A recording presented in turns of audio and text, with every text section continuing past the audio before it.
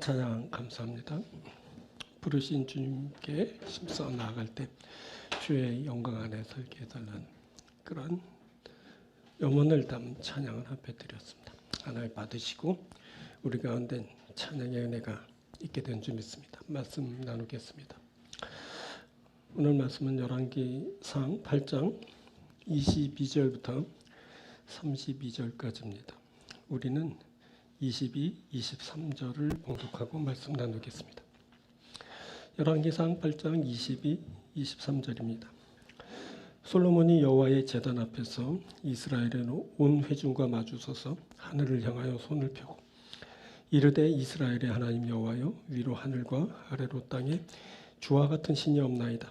주께서는 온 마음으로 주의 앞에서 행하는 종들에게 언약을 지키시고 은혜를 베푸시나이다. 아멘.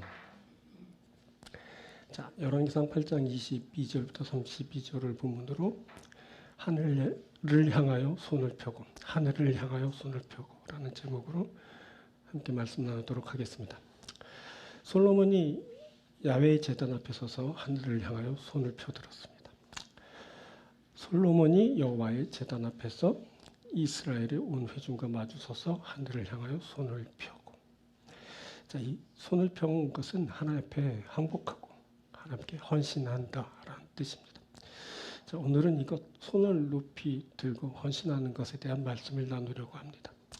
오늘은 임원 헌신 예배를 드리는데 임원과 및 함께하는 모든 성도들이 하나님 앞에 온전한 헌신을 드리는 그런 귀한 시간이 되길 바라면서 말씀 함께 나누도록 하겠습니다. 세 부분으로 오늘 말씀 전합니다. 첫 번째는 헌신의 자세입니다. 이것은 솔로몬과 이스라엘 온 회중이 야훼 제단 앞에 서 있는 것을 보면서 알게 됩니다. 솔로몬과 온 이스라엘 회중이 하나님 야훼의 제단 앞에 서 있습니다. 이것은 저들의 헌신의 자세를 의미하는 것입니다. 그곳에는 하나님에 대한 경외심이 함께합니다. 하나님에 대한 경외심을 갖는 이들이 서서 하나님 앞에 헌신하고 있는 겁니다. 솔로몬이 하늘을 향하여 손을 펴들었습니다. 그것은 하나님 앞에 항복하면서 나아간다는 뜻입니다. 그때 하나님께 온전한 헌신이 이루어졌습니다. 왕과 백성들이 헌신하는 자들이 되었습니다. 자, 그리고 헌신하는 이들에겐 온전한 회복이 이루어지게 됩니다. 그것은 하나님으로부터의 회복입니다. 이들이 그 회복을 받고 누리는 자들이 되었습니다. 자, 이것을 함께 나눕니다. 그때 언약궤를 성전으로 옮기는 일을 마쳤을 때 솔로몬과 백성들이 제단 앞에 서게 됩니다. 그때 솔로몬은 제단을 등지고 서고 백성들이 제단을 보고 그 앞에 서 있는 솔로몬과 마주 서게 됩니다. 보니 왕과 모든 백성이 제단 앞에 서 있습니다. 무슨 일이 있는 겁니까? 무슨 일이 있기에 왕과 모든 백성들이 그렇게 서 있는 겁니까? 자, 살펴보면 이렇게 왕과 백성들이 서서 하나님 앞에 있었던 것이 처음이 아닙니다. 앞서 솔로몬은 하나님께 지혜롭고 총명한 마음을 받았을 때 예루살렘에 이르러 야훼의 언약궤 앞에 서서 번제와 감사를 드렸습니다. 자, 그것이 열왕기상 3장 15절에 이렇게 말씀됩니다. 솔로몬이 깨어보니 꿈이더라. 이에 예루살렘에 이르러 여호와의 언약궤 앞에 서서 번제와 감사의 제물을 드리고 모든 신하들을 위해 전제하더라. 보니 하나님께 제사를 드릴 때 서서 드렸습니다. 출애굽 후 이스라엘 백성들이 첫 제사를 드릴 때 서서 제사를 드렸습니다. 그들이 모세가 명령한 모든 것을 회막 앞으로 가져오고 온 회중이 나와 여호와 앞에 선지라. 그때 모세는 백성들에게 속죄제와 화목제를 위한 제물을 가져오게 하였고 백성들은 모세가 명령한 대로 제사를 위한 제물들을 가져왔고 모세와 백성들은 회막 앞에서 서서 하나님 야훼의 임재를 기다렸습니다. 자, 이렇게 이스라엘은 하나님께 제사를 드릴 때 처음부터 서서 드렸습니다. 자, 지금도 하나님의 성전을 건축하고 하나님의 언약궤를 성전에 드리면서 왕과 백성들이 하나님 앞에 서게 된 것입니다. 자, 그렇다면 저들은 왜 서서 제사를 드리고 왜 서서 하나님의 임재를 맞이하게 된 것일까요? 그것은 하나님께 온전히 헌신하기 위함입니다. 하나님께 헌신을 드릴 때 저들이 하나님의 제단 앞에 서서 드렸습니다. 저들이 헌신의 자세를 그렇게 갖춘 것입니다. 자, 그곳에는 하나님에 대한 경외심이 있습니다. 그 경외심은 저들을 하나님 앞에 서 있게 하였습니다. 서서 제단 앞에 있었던 것은 그곳에 경외심이 있었기 때문입니다. 그때 솔로몬과 온 이스라엘 백성은 하나님을 경외하는 마음으로 그렇게 서서 헌신의 자세를 갖추었습니다. 자, 이렇게 서 있는 것은 하나님에 대한 헌신을 표현한 것입니다. 그때 백성들은 자신의 모든 것을 주께 바치며 그렇게 헌신했습니다. 백성들은 하나님께 제사를 드릴 때마다 하나님의 임재 앞에 서서 경외심을 갖고 자신들의 충성과 복종 그리고 헌신을 그렇게 결단하였습니다. 자, 지난주에 나눈 말씀, 언약궤를 성전에 드렸을 때 제사장들이 섬기는데 서서 섬겼습니다. 제사장이 그 구름으로 말미암아 능히 서서 섬기지 못하였으니 이는 여호와의 영광이 여호와의 성전에 가득합니다. 그때 성전에 구름이 너무 많이 껴서 제사장들이 능히 서서 섬기지 못했다고 말씀이 전합니다. 그때도 서서 섬겼던 겁니다. 그리고 그때 솔로몬이 자신이 하나님을 위하여 계실 성전을 건축하였다는 것을 말할 때 이스라엘 온 회중들이 그 앞에 서서 그 말을 들었습니다. 그때 이스라엘의 온 회중이 서 있더라. 자, 이렇게 하나님을 섬기는 자들은 서서 섬겼습니다. 그리고 하나님 앞에 나아가는 자들은 모두 서서 그 앞으로 나아갔습니다. 이 서서 섬기는 일은 하나님께 온전히 헌신하는 자세를 말합니다. 서서 섬기는 그곳에는 하나님에 대한 경외심이 함께합니다. 자, 제사장들이 경외심으로 그렇게 서서 섬겼고 왕과 백성들은 경외심으로 그렇게 서서 하나님을 만났으며 모든 이들이 그렇게 서서 하나님께 헌신하면서 제사를 드렸습니다. 자, 이렇게 하나님 앞에 서서 섬기는 일은 하나님께 전적으로 헌신하는 행위였고 그 행위를 통해 온전한 헌신이 이루어지게 된 것입니다. 그리고 그 헌신을 하나님은 받으시고 그 헌신을 드리는 자와 속한 모든 자들이 다시 회복되는 일이 있게 되었습니다. 자, 에스겔서는 이스라엘이 우상을 섬기면서 하나님을 떠나 멸망을 당하지만 회복되는 그날에는 수종드는 사람이 서서 성전에서 희생제물을 드리면서 섬기게 될 것이라고 예언했습니다. 자, 11절을 보면 에스겔서 44장 11절 보면 그러나 그들이 내 성소에서 수종들어 성전문을 맡을 것이다. 성전에서 수종들어 백성의 번제 희생제물을 다른 희생을 잡아 백성 앞에 서서 수종들게 되리라. 자, 서서 수종들게 되리라. 하나님의 말씀인데 하나님은 섬기는 자들이 서서 수종들게 될 것이라고 했어요. 이것은 자세를 회복하는 그런 말씀입니다. 저들에게 헌신하는 행위에 대한 자세가 회복되었고 온전한 헌신이 그렇게 드려지게 되었습니다. 이렇게 회복이 있게 된 배경에는 끝까지 직분을 지켰던 사독의 자손 레위 사람 제사장들이 있었습니다. 자, 이어지는 44장, 에스겔서 44장 15절 보면 이스라엘 족속이 그릇 행하여 나를 떠날 때 사독의 자손 레위 사람 제사장들은 내 성소의 직분을 지켰은즉 그들은 내게 가까이 나와 수종 들되 내 앞에 서서 기름과 피를 내게 드릴지니라. 주 여호와의 말씀이라. 그때 회복이 이루어지는 그때에는 끝까지 직분을 지켰던 사독의 자손 레위 사람 제사장들이 하나님의 가까이 나아가 섬기게 될 것인데 그때 이들은 서서 섬기게 될 것입니다. 내 앞에 서서 기름과 피를 내게 드릴지니라. 이렇게 말씀되었습니다. 자, 모든 이스라엘 족속이 그릇 행하면서 하나님 야훼를 떠날 때 하나님께 대한 경외심을 잃지 않고 성소의 직분을 끝까지 지켰던 자들이 있었습니다. 이들 사독의 자손 레위 사람 제사장들이 다시 하나님의 부르심을 받고 하나님을 섬기게 될 것입니다. 이들이 그때 하나님 앞에 서서 섬기게 됩니다. 이들이 하나님을 경외하면서 헌신하는 자들입니다. 자, 이렇게 하나님 앞에서 서서 섬기는 일은 하나님을 경외하며 온전히 섬기는 행위였고 그 행위를 통한 진정한 헌신이 그때 그렇게 이루어지게 된 것입니다. 그리고 그곳에 하나님에 의한 진정한 회복이 이루어지게 됩니다. 자, 하나님을 경외하는 곳에 경외심을 갖고 하나님께 헌신하는 곳에 진정한 회복이 있게 됩니다.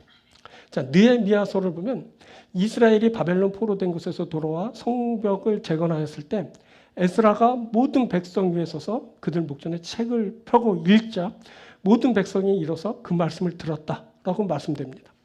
느헤미야서 8장 5절 보면 에스라가 모든 백성 위에 서서 그들 목전에 책을 펴니 책을 펼 때 모든 백성이 일어서니라. 말씀을 들을 때 백성들은 다시 하나님 앞에 섰습니다. 그곳에 다시 하나님에 대한 경외심이 있게 되었습니다. 자, 이렇게 하나님 앞에 서는 행위는 하나님을 경외한다는 표현입니다. 그렇게 경외심을 갖고 하나님께 헌신한다는 뜻입니다. 자, 우리가 예배 중에 앉고 일어서는 행위를 하곤 했는데 그게 이런 경외와 헌신의 의미로 그렇게 한 것입니다. 왜 교회 가면 자꾸 일어서라고 그러고 앉으라고 그러고 뭐 훈련시키는 것도 아니고 왜 자꾸 그러는 거야? 하나님을 경외한다는 그런 표현을 그렇게 자세로 표현한 겁니다. 옛날에는 여러분 일어서고 앉고 그러지도 않고 그냥 서서 들었대요. 저는 좀 억울하죠. 저만 서 있잖아요. 저만 서 있네. 이 말씀 준비해서 보니까 나만 서서 예배를 드리는 거예요. 여러분들 다음 주부터 다 우리 일어서서 예배 드릴까? 의자 치우고. 그랬다. 나 저 교회 안 간다. 야, 저 교회 이상하다. 그럴까 봐. 옛날엔 다 전하는 자나 듣는 자나 하나님 앞에 나아가는 자들이 서서 생각합니다. 이게 뭐냐? 하나님을 경외해야 합니다. 하나님께 드립니다. 헌신의 자세를 그렇게 갖춘 것입니다. 그때 솔로몬이 그리고 하늘을 향해 손을 펴었습니다. 자, 우리 본문 22절에 솔로몬이 여호와의 단 앞에서 이스라엘 마주 서서 하늘을 향하여 손을 펴고 제 앞에서 백성들과 마주선 솔로몬이 하늘을 향하여 손을 펴도 이것은 앞서 말씀드렸듯이 항복하면서 나가는 뜻입니다. 이것은 하나님께 내 모든 것을 다 맡긴다는 뜻입니다. 조금 전에 본 느헤미야서 8장을 이어보면 그때 에스라가 위대하신 하나님 나라를 송축하였고 백성들은 손 들고 아멘 아멘 응답하였습니다. 볼까요? 8장 6절 느헤미야서 에스라가 위대하신 하나님 여호와를 송축하며 모든 백성이 손을 들고 아멘 아멘 하고 응답하고 이렇게 말씀드립니다. 이때 손을 든 사람은 하나님께 전적으로 항복하면서 나아가는 겁니다. 자, 꼼짝 마, 손 들어 하지 않습니까? 왜 그럴까요? 그는 손을 들 때 그가 무방비 상태가 되기 때문입니다. 저항할 뜻이 없을 때 손 들고 나옵니다. 그것은 내가 무방비 상태라는 것을 그렇게 표현하는 겁니다. 내가 당신을 어떻게 할 수 없습니다. 나의 운명을 전적으로 당신에게 맡깁니다. 오직 당신에게 모든 처분을 맡깁니다. 이러면서 나가는 겁니다. 우리가 하나님 앞에 나갈 때 어떻게 나요? 천부에 의지 없어서 손 내리고 나갑니다. 손 들고 나갑니다. 하잖아요. 왜 손 들고 나갈까요? 왜? 그냥 나가면 안 되는 겁니까? 근데 꼭 손 들어야 됩니다. 왜? 주님 항복합니다. 나가는 겁니다. 내 운명이 당신께 달렸습니다. 모든 것을 맡깁니다. 당신이 나를 주장해 주십시오. 나를 좀 붙들어 주시고 나에게 역사하시고 나를 좀 세워주시고 나를 인도해 주시고 나를 좀 축복해 주시고 나를 좀 당신의 나라에 들여주시고 나를 좀 당신의 기업을 얻게 하여 주십시오. 손 들고 나가는 겁니다. 그때 에스라가 위대하신 하나님 야훼를 송축할 때 백성들이 손을 들고 아멘 아멘 응답하면서 나아갔습니다. 자, 이것이 항복의 뜻이라는 것을 이어지는 동작을 통해 확실히 알게 됩니다. 이어서 끝까지 볼까요? 에스라가 위대하신 하나님 여호와를 송축하며 모든 백성이 손을 들고 아멘 아멘 하고 응답하고 몸을 굽혀 얼굴을 따게 되고 여호와께 경배하리라. 손을 들고 아멘 아멘 하고 응답하던 백성들이 이어선 몸을 굽혀 얼굴을 땅에 댔습니다. 그리고 야훼께 경배했습니다. 경배하다라는 뜻은 몸을 숙이다라는 거예요. 몸을 땅에 대다라는 뜻이에요. 이게 뭐냐면 항복한다는 뜻입니다. 그렇게 회복이 이루어지는 겁니다. 그렇게 회복이 이루어졌습니다. 이스라엘이 바벨론 포로된 곳에서 돌아와 하나님 앞에 섰습니다. 그리고 저들이 모두 일어서서 하나님 말씀 들었습니다. 그것에 하나님을 경외하는 마음이 있었습니다. 에스라가 하나님 야훼를 송축할 때 모든 백성들이 손을 들고 아멘 아멘 하고 외쳤습니다. 그리고 저들은 얼굴을 땅에 대며 하나님께 항복하였습니다. 그곳에 온전한 맡김이 있었습니다. 그곳에 온전한 헌신이 있었습니다. 그곳에 온전한 회복이 있게 되었습니다. 본문에서 솔로몬이 하나님의 제단 앞에 서서 하늘을 향해 손을 펴고 기도했습니다. 그가 그렇게 하나님 앞에 항복하면서 나아갔습니다. 그가 그렇게 하나님 앞에 모든 것을 맡기며 나아갔습니다. 그곳에 온전한 헌신이 있었습니다. 그곳에는 온전한 회복이 있었습니다. 이것이 여러분 헌신입니다. 이렇게 하나님 앞에 헌신하는 겁니다. 그래서 그렇게 회복되는 겁니다. 그곳에 진정한 회복이 있게 되는 겁니다. 여러분, 이러한 헌신의 자세가 우리 가운데 필요합니다. 하나님을 경외하는 마음 필요합니다. 하나님 앞에 손들고 나아가는 일이 필요합니다. 이것이 하나님 앞에 헌신하게 하기 때문입니다. 이것이 우리에게 온전한 회복을 이루어주기 때문입니다. 이 시간 우리가 하나님께 대한 마음을 다시 새롭게 합니다. 우리가 하나님께 대한 자세를 다시 새롭게 합니다. 그래서 우리가 하나님을 다시 경외합니다. 우리가 온전히 항복하면서 온전히 하나님 앞에 맡깁니다. 이제 우리가 진정으로 하나님을 섬깁니다. 진심으로 하나님 앞에 헌신합니다. 바로 우리가 헌신하는 자입니다. 사랑하는 임원 여러분, 올 한 해 여러분들이 이러한 자세로 헌신할 수 있게 되길 바랍니다. 및 사랑하는 성도, 삼성교회 속한 모든 성도 여러분, 우리가 이 자세로 앞에 헌신할 수 있게 되길 바랍니다. 그럴 때 우리가 하나님 앞에 진정한 헌신을 드리고 그 헌신을 드릴 때 하나님으로부터의 진정한 회복이 우리 가운데 되게 될 것입니다. 사랑하는 여러분, 헌신 드리고 회복을 이루시는 귀한 여러분들이 되길 주님의 이름으로 축복합니다. 자, 두 번째 헌신 내용입니다. 이것은 헌신하는 자의 간구를 통해 알게 됩니다. 자, 솔로몬이 하나님 앞에 간구합니다. 그 간구의 내용을 살펴보니 언약과 은혜가 말해집니다. 솔로몬의 간구의 중심에 언약과 은혜가 담겨 있습니다. 그래서 헌신의 핵심은 언약과 은혜이다라는 것을 알게 됩니다. 헌신하는 자들의 중심에 언약 그리고 은혜가 있습니다. 헌신하는 자들은 언약과 은혜를 간구하게 됩니다. 그리고 이 언약과 은혜대로 헌신하게 됩니다. 이 언약과 은혜는 헌신의 내용이 됩니다. 언약과 은혜가 헌신의 핵심이 되는 겁니다. 자, 살펴봅니다. 본문 23절을 봅니다. 이르되 이스라엘의 하나님 여호와여, 위로 하늘과 아래로 땅에 주와 같은 신이 없나이다. 주께서는 온 마음으로 주의 앞에서 행하는 종들에게 언약을 지키시고 은혜를 베푸시나이다. 제단 앞에 선 솔로몬은 손을 하늘을 향하여 펴고 하나님 앞에 기도를 드립니다. 솔로몬은 그의 기도를 하나님에 대한 고백으로 시작합니다. 이스라엘의 하나님 여호와여, 위로 하늘과 아래로 땅에 주와 같은 신이 없나이다. 그리고 이어서는 하나님이 언약을 지키시고 은혜를 베푸시는 분이라는 것을 고백합니다. 주께서는 온 마음으로 주의 앞에서 행하는 종들에게 언약을 지키시고 은혜를 베푸시나이다. 자, 이것을 이어 읽으면 주님은 언약을 지키시고 은혜를 베푸시는 하늘에도 땅에도 없는 분이시라고 그렇게 읽힙니다. 자, 여기서 핵심은 뭘까요? 핵심은 뭐냐면 언약과 은혜입니다. 헌신하는 자들은 바로 이 언약과 은혜를 구하는 자여야 합니다. 이것이 헌신하는 자의 간구의 핵심입니다. 언약과 은혜, 이것이 기도의 핵심인 것입니다. 그런데 많은 사람들이 이 핵심을 벗어납니다. 많은 사람들이 언약과 무관한 기도를 합니다. 많은 사람들이 은혜를 떠난 간구를 합니다. 자, 다시 한번 들어보십시오.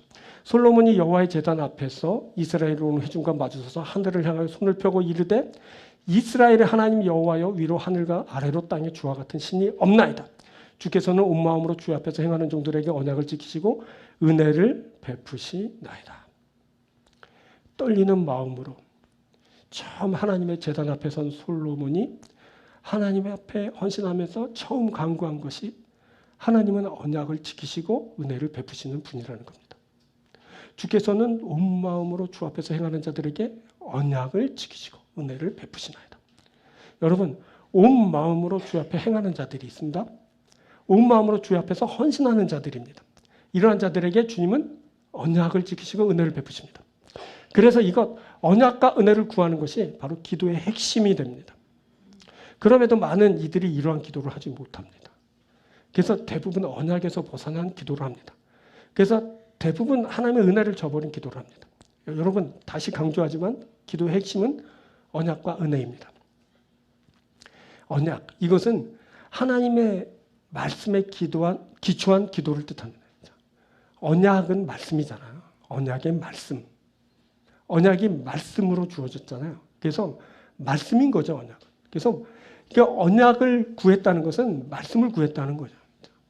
자, 우리가 지난주 말씀을 강조하면서 모든 것이 말씀에 기초하여야 한다라고 말씀드렸습니다. 지금 솔로몬의 기도가 하나님의 언약의 말씀을 상기시키고 주께서 말씀을 지키시는 것에 대해 감사를 표하고 있습니다. 그리고 솔로몬은 그의 기도에서 하나님의 은혜를 언급하죠. 이 하나님의 은혜는 하나님의 언약, 즉 말씀에 의한 것입니다. 언약을 지키시고 은혜를 베푸시나이다. 언약을 지키시면서 은혜를 베푸시는 겁니다. 하나님의 말씀은 하나님의 말씀을 따라 은혜가 그렇게 임하게 되는 겁니다. 이 중요한 건 뭐냐면 말씀의 말씀. 기도는 말씀을 따라 구하는 것입니다. 주의 뜻대로 구하는 것이 기도입니다. 말씀 없는 기도는 하나님의 뜻을 벗어날 수 있습니다. 그래서 말씀 없는 기도는 잘못된 기도가 될 가능성이 큽니다.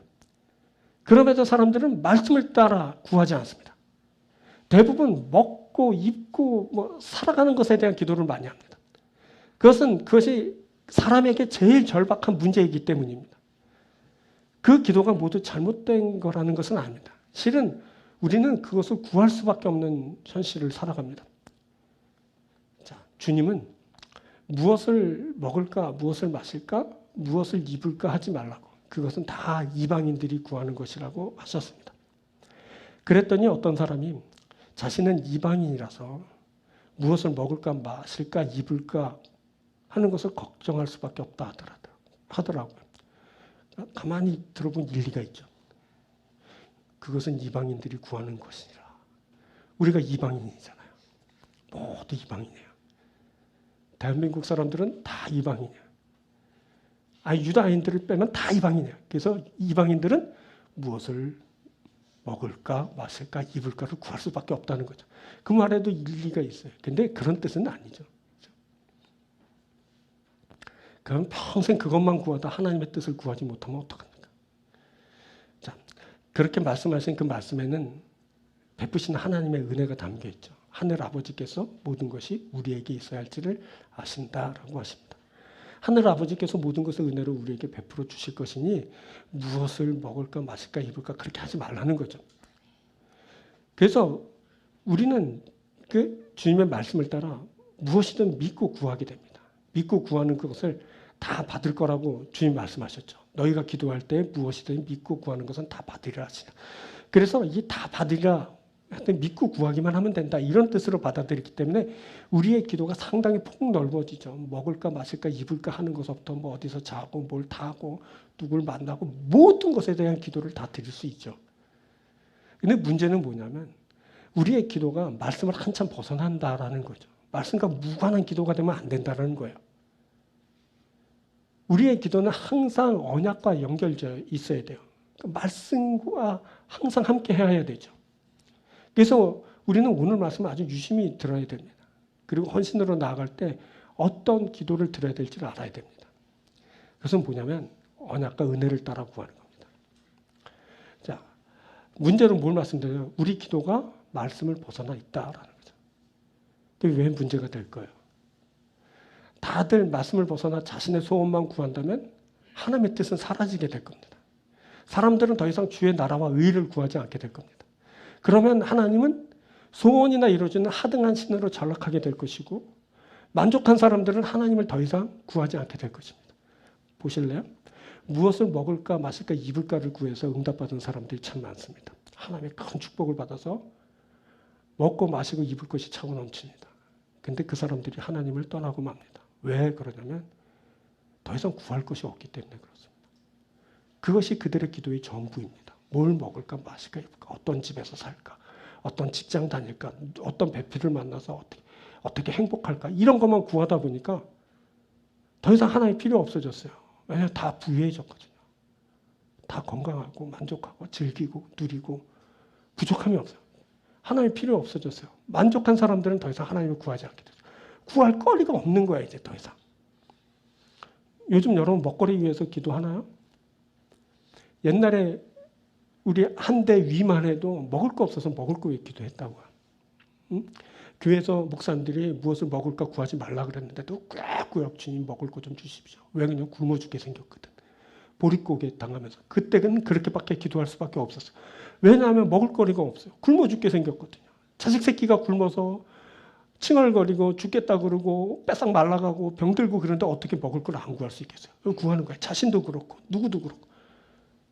근데 지금은 먹을 거 안 구하죠. 여러분 입을 거 구해요. 지금 보니까 저는 명품 옷이 하나도 없는 것 같아요. 내일 아침에 눈 뜨면 뭐 똥이니 찌니 뭐 하는 거 하나 좀 주시면 어떨까요? 뭐 그러면서 기도 하나 안 하죠. 그러니까 먹을 거 입을 거 다 넘쳐요. 그래서 안 구한다고요.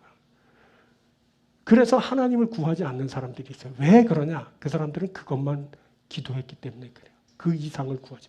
하나님 나라의 그게 뭔데 몰라요. 그게 뭔지도. 우리의 기도를 잘 봐야 돼요. 우리의 기도가 그래서 언약과 연결되어 있어야 돼요. 하나님의 언약, 우리를 구원하신다는 그 언약, 하나님 나라를 주겠다는 그 언약, 우리를 바르게 하고 의롭게 하실 거라는 그 언약, 그 언약하고 연결되어 있어야 돼요. 그리고 하나님의 은혜와 연결되어 있어야 돼요. 그 언약을 따라 주어지는 은혜. 우리는 여전히 배고프고 하나님의 은혜가 필요한 사람입니다. 건방 떨면 안 돼요. 교만하면 안 돼요. 그래서 우리들의 기도는 항상 그렇게 은혜와 언약을 따라 드려지는 것이다. 그것을 솔로몬의 기도가 우리에게 알려주는 거죠. 솔로몬이 여러분 먹을 거 입을 거 마실 거 없었겠습니까? 왕인데 그에게 뭐가 부족했겠습니까? 배불러가지고 나중에 헛되니 그렇게 말하는 사람이거든요. 모든 거 다 누려보고 그 사람이 뭐가 부족했겠습니까? 근데 솔로몬이 언약과 은혜를 구하고 있습니다. 자, 볼까요? 솔로몬이 말씀 붙들고 기도합니다. 자, 8장 24절. 주께서 주의 종 내 아버지 다윗에게 하신 말씀을 지키사 주의 입으로 말씀하신 것을 손으로 이루심이 오늘과 같으니이다. 주께서 아버지 다윗에게 하신 말씀을 지키셨다 합니다. 말씀 나오죠? 주의 입으로 하신 말씀을 이루셨다 합니다. 말씀입니다. 온통 말씀이죠. 말씀을 지키시고 말씀을 이루셨습니다. 말씀을 지키시고 이루시는 하나님이십니다. 그렇게 기도하고 있는 거죠. 그때 솔로몬이 경외감으로 헌신으로 나아가면서 이것을 고백했습니다. 말씀을 지키시고 이루시는 하나님이십니다. 말씀이죠. 그리고 이어지는 25절에선 하나님께서 언약하신 말씀을 상기하면서 그것을 이루어 주실 것을 또 간구했습니다. 25절. 이스라엘 하나님 여호와여 주께서 주의 종 내 아버지 다윗에게 말씀하시기를 내 자손이 자기 길을 삼가서 내가 내 앞에서 행한 것 같이 내 앞에서 행하기만 하면 내게서 나서 이스라엘 왕위에 앉을 사람이 내 앞에서 끊어지지 않으리라 하셨사오니 이제 다윗을 위하여 그 하신 말씀을 지키시옵소서. 말씀하시기를 그렇게 하셨으니 말씀을 지키십시오. 이렇게 말합니다. 그게 기도거든요. 솔로몬은 주께서 아버지 다윗에게 말씀하신 것을 지키시옵소서라고 합니다. 그는 야훼께서는 내 자손이 내 앞에서 행하면 이스라엘 왕위가 끊이지 않을 것이라고 하셨으니 그 말씀 지키시라라고 그렇게 강구합니다. 이 강구 역시 뭐야? 말씀에 기초한 거야. 하나님이 말씀하신 것을 지키라는 거예요. 언약이죠, 언약. 언약하신 것을 지키라는 거예요. 하나님이 언약하는 것을 이루어 주십시오. 그게 그의 간절한 강구였어요. 이게 뭐냐면 하나님은 말씀으로 언약하는 것을 지키시는 분이십니다. 라는 걸 알게 되는 거죠. 그리고 또 볼까? 이어지는 26절에서 확인하는 기도들이죠. 그런즉 이스라엘의 하나님이여 원하건대 주는 주의 종 내 아버지 다윗에게 하신 말씀이 확실하게 없어서 하나님 빼박 못하게 도장 꽉 찍는 거죠. 확인 사살 뭐 그러잖아요. 확실하게 해주십시오. 솔로몬은 내 아버지 다윗에게 하신 말씀이 확실하게 하옵소서라고 구합니다. 이건 말씀의 성취를 구하는 거죠.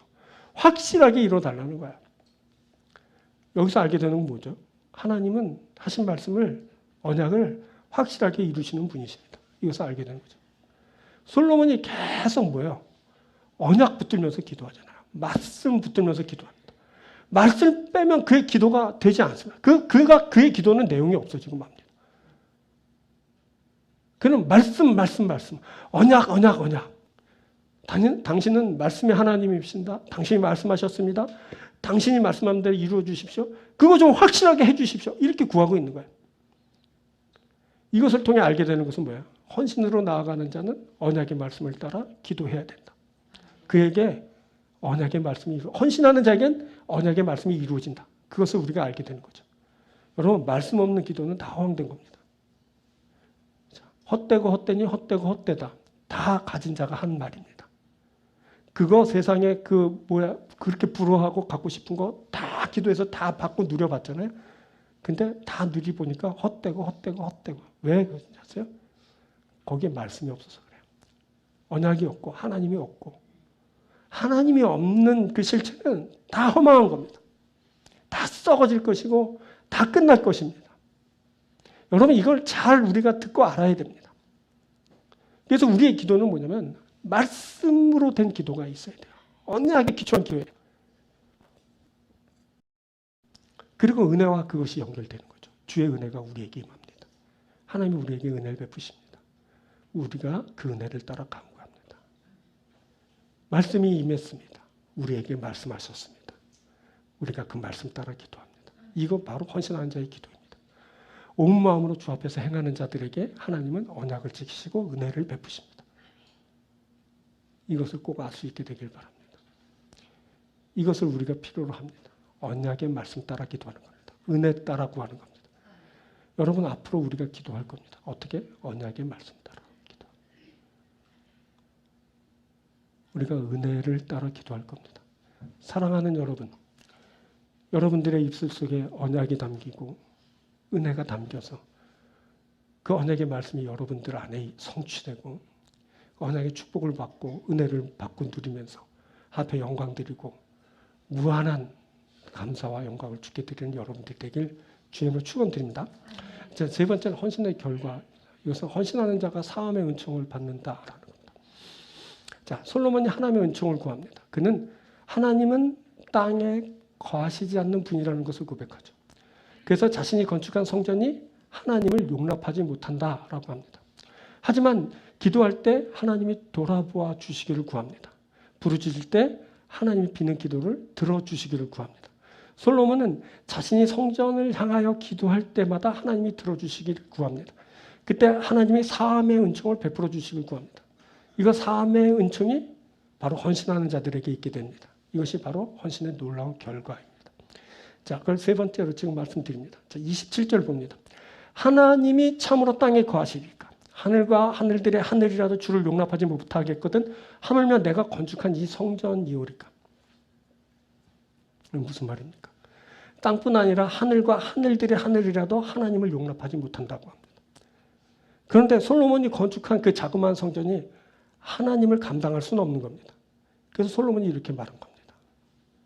내가 건축한 성전에 하나님 계시지 않습니다. 아니, 하나님을 용납하지 못합니다. 이렇게 말하는 겁니다.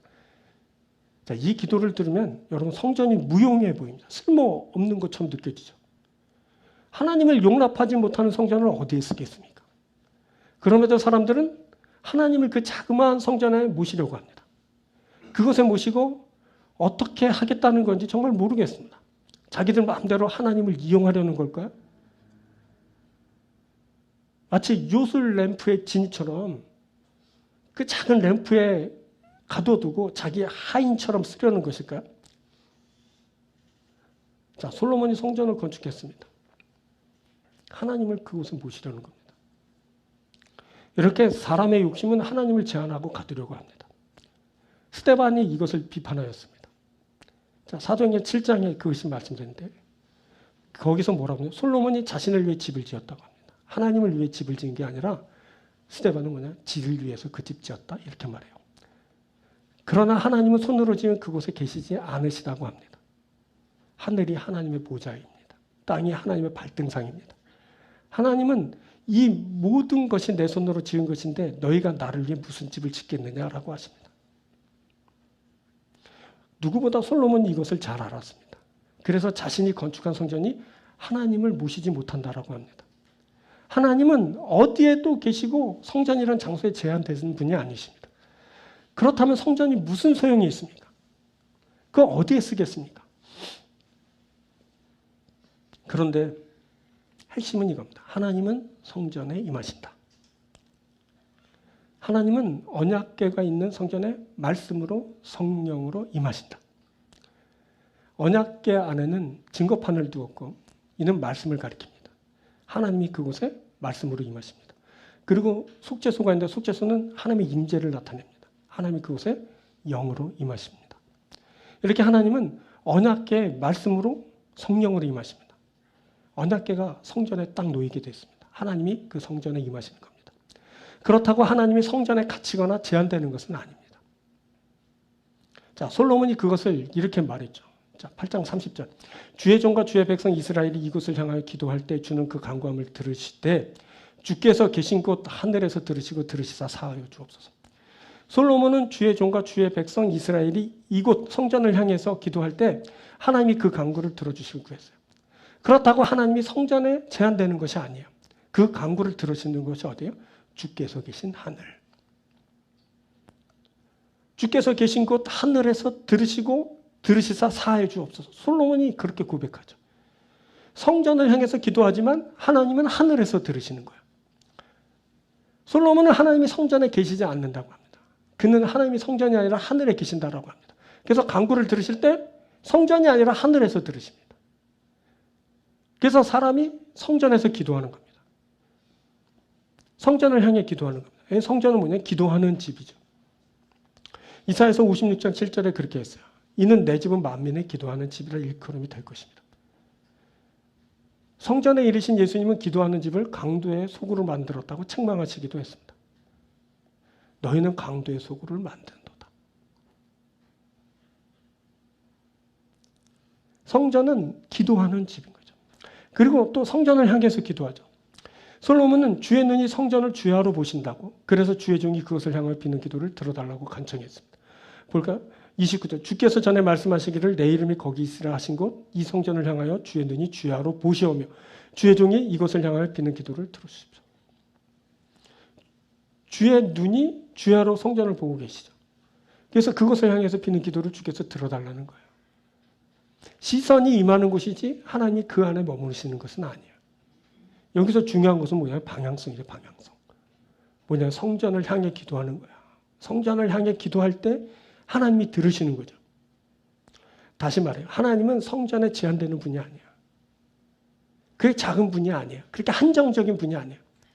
그러나 성전을 향해 기도할 때 하나님이 귀를 기울여 들으십니다.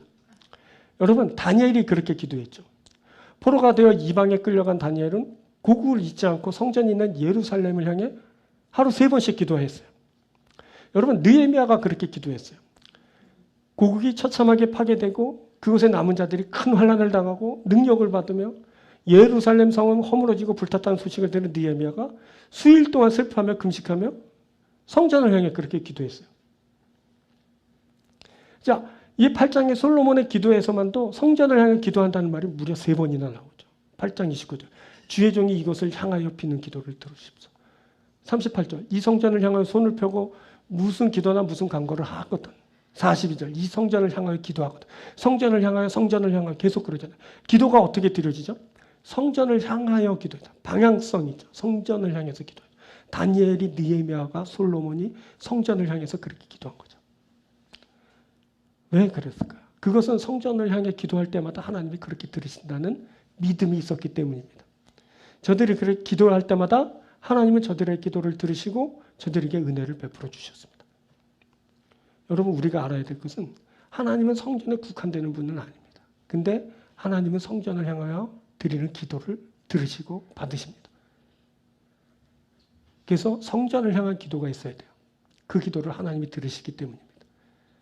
그때 죄 아래 팔린 자들이 돌아오게 되죠. 그때 무너졌던 성전이 다시 세워지는 일이 있게 되는 겁니다. 그것은 하나님이 기도를 들으시고 죄를 사하면서 일어나는 일입니다. 자, 30절.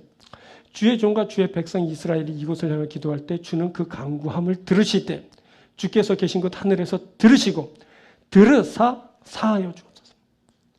여기서 핵심이 말해지는 것은 말해지는데 그게 뭐냐면 사하여 주옵소서. 사함입니다. 사함.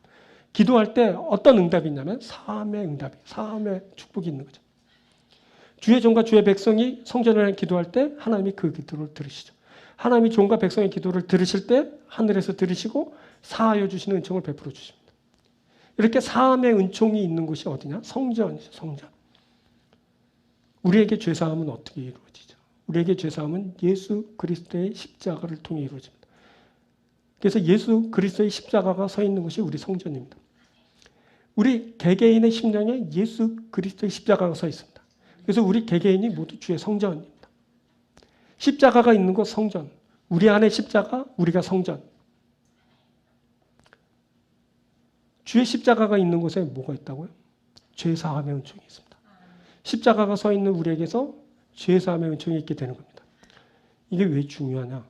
죄의 싹은 사망입니다. 사망은 끝을 말하는 겁니다. 사람이 죄를 범해 사망에 이릅니다. 우리가 모두 죄로 인해 죽을 인생입니다. 예외가 없습니다. 그런데 그 죄가 사해지는 일이 있게 됩니다. 바로 십자가를 통해서입니다. 십자가가 서 있는 심령마다 죄사함의 은총을 받습니다. 그 죄사함을 위해 우리가 주 예수님을 영접합니다. 그 죄사함을 위해 십자가를 붙들고 주의 전을 향해 기도합니다. 그 죄사함을 위해 회개가 우리에게 있게 됩니다. 주께서는 그 모든 기도를 들으시고 우리에게 죄를 사하여 주십니다. 우리에게 용서의 십자가의 은총이 있게 되는 겁니다. 이제 우리에게는 정죄함이 없게 됩니다. 그리스도 예수 안에 있는 생명의 성령의 법이 죄와 사망의 법에서 우리를 해방하였기 때문입니다. 이제 우리가 예수의 죽으심에 연합한 자가 되어서 그의 부활에도 연합한 자가 됩니다. 우리의 옛사람은 예수와 함께 십자가에 다 못 박혔습니다. 이제 우리가 다시는 죄에게 종로로 타지 않습니다. 이제 우리가 그리스도와 함께 죽고 또 그와 함께 살게 됩니다. 그리스도께서 다시 사심으로 사망이 다시는 우리를 주장하지 못하게 되었습니다. 그렇게 사망의 권세가 떠나는 겁니다. 이게 바로 헌신의 결과입니다. 우리가 성장에 기도할 때, 십자가를 붙들고 우리가 기도할 때 이 사함의 은혜가 임하게 되는 겁니다. 제사함의 은혜가 십자가를 붙들고 나아가는 자에게 있게 됩니다. 죄사함의 은혜가 헌신하는 자에게 있게 됩니다. 성전을 향해 기도하는 자에게 죄사함의 은총이 있게 되는 겁니다. 제사함의 은혜가 십자가로 그렇게 우리에게 임합니다. 우리에게 여러분 뭐가 필요한지 아십니까? 우리에게 세상을 살면서 참 많은 것이 필요합니다. 물질체계에 속한 것, 그것 필요합니다. 돈 필요하죠. 차 필요하죠. 집 필요하죠. 많은 것이 필요합니다. 먹고 마시고 입을 것 필요합니다. 좋은 사람 필요하죠. 버타면서 살아야지 외롭지 않게 살잖아요. 일 필요하죠. 내가 건설적으로 일하고 성취감을 느끼고 거기서 큰 아주 혜택을 받을 만한 그 일 필요하죠. 뭐 필요합니까 또? 많은 것 필요합니다. 근데 여러분 궁극적으로 우리에게 필요한 것이 뭔지 아십니까? 그것은 바로 죄사함입니다. 죄사함. 다 가져도 죄사함 받지 못하면 지옥 갑니다. 전 설교하면서 예수 믿으세요? 안 믿으면 지옥 갑니다. 이 설교 안 하려고 그랬는데 오늘은 하고 싶습니다. 예수 믿으십시오. 십자가 붙으십시오. 죄사함 받으십시오. 안 그러면 지옥 갑니다. 우리에게 궁극으로 필요한 게 뭐냐면 구원 아니겠습니까? 구원은 어떻게 해요? 죄사함을 통해 이루어지는 겁니다. 죄사함은 어떻게 이루어집니까? 십자가를 통해서 이루어지는 거예요. 그래서 우리가 십자가 단단히 붙들고 힘있게 주 앞으로 나아가는 겁니다. 주의 보혈로 우리가 깨끗하게 씻김받고 제사함의 은총 받는 겁니다. 그래서 우리들이 구원받고 생명 얻고 하나님 나라가 되고 그의 의가 되는 겁니다. 그것이 누구에게 있게 되냐면 헌신하는 자에게 있게 되는 겁니다. 헌신하면서 나아가는 자, 성전을 향해 기도하는 자, 그에게 사함이 있습니다. 오늘 그게 말씀되는 겁니다. 사랑하는 여러분, 헌신하는 사람 되십시오. 헌신의 기도 드리는 여러분들 되십시오. 그리고 제사함의 은총 받으시는 여러분들 되십시오. 구원을 받고 생명을 얻는 하나님 나라가 되고 그의 의가 되는 여러분들이 되기 주님으로 축원드립니다. 자, 말씀 맺겠습니다.